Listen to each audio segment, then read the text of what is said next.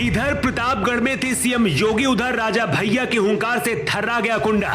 राजा भैया ने कहा शेर कभी शिकार करना नहीं छोड़ सकता, लेकिन शेर कुत्ते का शिकार नहीं करता। आखिर कुंडा में कौन है शेर और कौन है कुत्ता, और किसका शिकार करना चाहते हैं राजा भैया?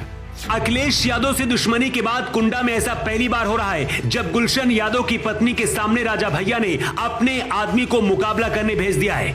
ये लड़ाई सीधी बाहुबली गुलशन यादव और राजा भैया के बीच हो रही है।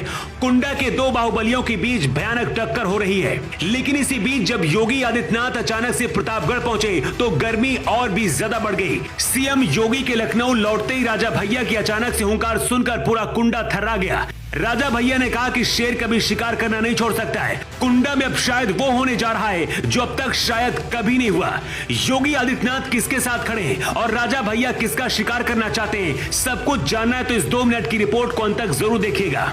गुलशन यादव और राजा भैया की सियासी जंग के बीच अचानक से सीएम योगी आदित्यनाथ की एंट्री हुई तो खलबली मच गई।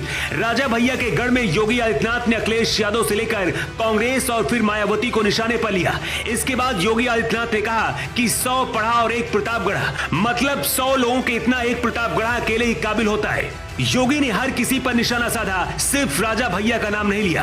तो क्या योगी आदित्यनाथ और राजा भैया के बीच कोई डील हुई है और अब क्या होने वाला है इसे समझिए। 2022 विधानसभा चुनाव में राजा भैया के सामने गुलशन यादव ने चुनाव लड़ा था। गुलशन यादव के लिए खुद अखिलेश यादव भी कुंडा गए थे, लेकिन इसके बाद भी राजा भैया के सामने गुलशन यादव नहीं टिक पाए और बुरी तरह से हार गए थे। गुलशन यादव अपनी हार का बदला निकाय चुनाव में राजा भैया से लेना चाहते हैं। राजा भैया ने इस बार निकाय चुनाव में अपनी पार्टी जनसत्ता दल से 3 उम्मीदवार मैदान में उतारे हैं। उषा तिवारी को राजा भैया ने गुलशन यादव की पत्नी सीमा के सामने मैदान में उतार दिया है। इसीलिए ये लड़ाई अब सीधे गुलशन यादव और राजा भैया के बीच हो गई है। कहते कुंडा में वही होता है जो राजा भैया चाहते हैं। इसे ऐसे समझिए कि 2022 के चुनाव में जब अखिलेश यादव ने कुंडा में कुंडी लगाने की बात कही थी, तब राजा भैया ने कहा था कोई माइका लाल पैदा नहीं हुआ जो कुंडा में कुंडी लगा सके। अब राजा भैया ने अपने दुश्मनों को ललकारते हुए कहा है कि शेर कभी शिकार करना नहीं छोड़ सकता है और शेर कभी कुत्तों का शिकार नहीं करता है। राजा भैया के इस बयान को अब गुलशन यादव से जोड़कर देखा जा रहा है। लेकिन इसी बीच अब सवाल यह है कि आखिर राजा भैया के गढ़ में जाकर योगी आदित्यनाथ ने क्या संदेश देने की कोशिश की है। राजा भैया ये बात पहले कई बार कह चुके हैं कि उनके योगी आदित्यनाथ के साथ बहुत अच्छे रिश्ते हैं और उनकी बात भी होती रहती है।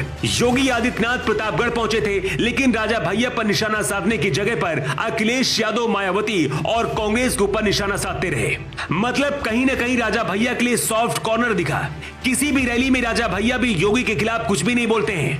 कुछ हद तक राजा भैया की विचारधारा भी बीजेपी से मिलती जुलती है। रघुराज प्रताप सिंह उर्फ राजा भैया ने कहा है कि शेर कभी शिकार करना छोड़ता नहीं है, और दूसरी बात यह है कि शेर कभी कुत्ते का शिकार नहीं करता है। राजा भैया का निशाना विरोधियों पर था। जनसभा के दौरान राजा भैया ने अपने दल के प्रत्याशियों के लिए वोट मांगा और कहा कि पार्टी आपकी है और आपको ही जितवाना भी है।